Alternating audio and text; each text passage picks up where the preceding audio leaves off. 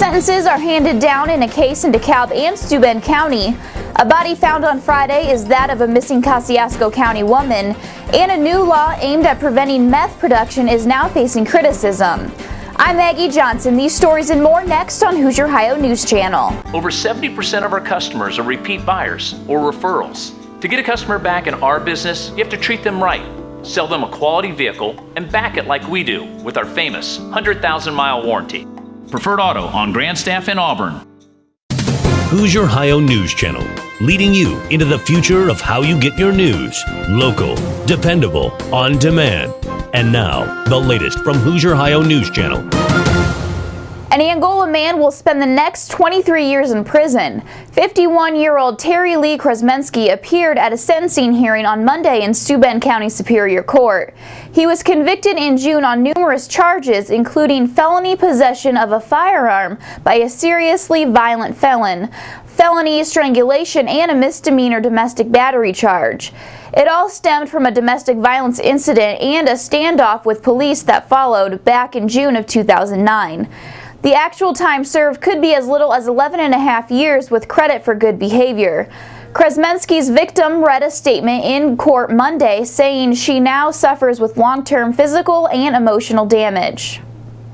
A man from Fremont was sentenced on Monday to 20 years in prison after pleading guilty as a part of a plea agreement to a felony child molesting charge. Eric Johnstone appeared before Judge Kevin Wallace in DeKalb Superior Court. The victim's mother addressed the court saying Johnstone deserves to rot in prison. In addition to his prison sentence, Johnstone must also register as a sex offender in Indiana for the rest of his life. A body that was found on Friday has been confirmed of that of a missing KOSCIUSKO County woman. Dental records were used to confirm that the body found in a bean field off of Old Road 15 near Warsaw is 19-year-old LARA SAYKOSY from Warsaw. An exact cause of death has not been released as the coroner waits for toxicology and pathology reports. SAYKOSY has been missing since June 27th.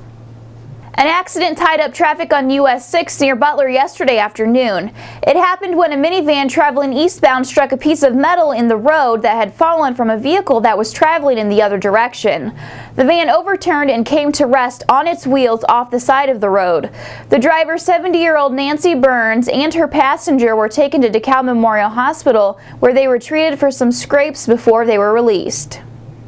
A new law designed to curb the production of meth has come under scrutiny since it went into effect on July 1st. The law changes the amount of pseudoephedrine and ephedrine a person can buy from 3 grams a week to 3.6 grams a day, but no more than 9 grams during a 30-day period. Many over-the-counter cold and allergy medications contain ephedrine and pseudoephedrine and are often used by people who manufacture meth. Sergeant Chris Emmerich of the Steuben County Sheriff's Department tells the Star that he sees the new law as a double-edged sword. On one hand, in 3 days, a person could buy enough ephedrine or pseudoephedrine to cook a batch of meth. On the other hand, the new limit of 9 grams in a 30-day period is lower than the previous law allowed that enabled 12 grams in a 4-week period. All of this while Indiana legislators debate whether or not a prescription should be required for the purchase of these medications. The Steuben County 4-H Fair will begin this Friday at the Steuben County Fairgrounds. Opening ceremonies will be held on Friday evening and will include the presentation of the Queen for this year's fair. The year's achievement winners will also be announced. The fair will run through next Thursday. You can find out more by going to SteubenCountyFair.org. And that's the news for now. If you see news happening, let us know about it. Email us, HoosierOhioNews@gmail.com. I'm Maggie Johnson. Have a great day. But you approved me for a car loan 2 years ago. Times are tough. We've had to tighten up our standards. Do you approve any car loans? Let's see. But here's some great news.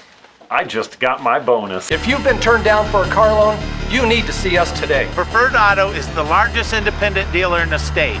So banks and credit unions want to lend us money. If you're tired of hearing no, it's time to start hearing yes. Come see us now at your Preferred Auto on Grandstaff next to Hollywood Video.